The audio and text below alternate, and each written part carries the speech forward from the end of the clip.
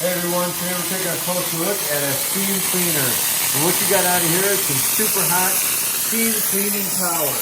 And this needs no chemicals, no nothing. This thing works all over the place on countertops, granite, tile, in your showers, your bathrooms, your furniture, your windows. You have all these different attachments right here and you can just twist them on and twist them off and change them out.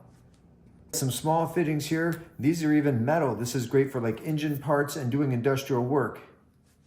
You have another adapter here. This is great for upholstery. And again, you just twist it on and go to work just that easy, just like that. And then you even have another attachment here for your windows.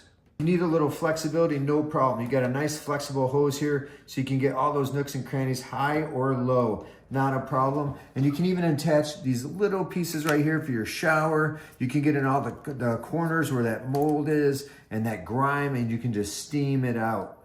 Easy to fill. You just open it up to fill it with water. And then right here, you have a setting for how much steam you want, a power button, and then a lever to go. That's all there is to it. Very simple. Only uses the power of hot steam and water to disinfect, sterilize, and clean.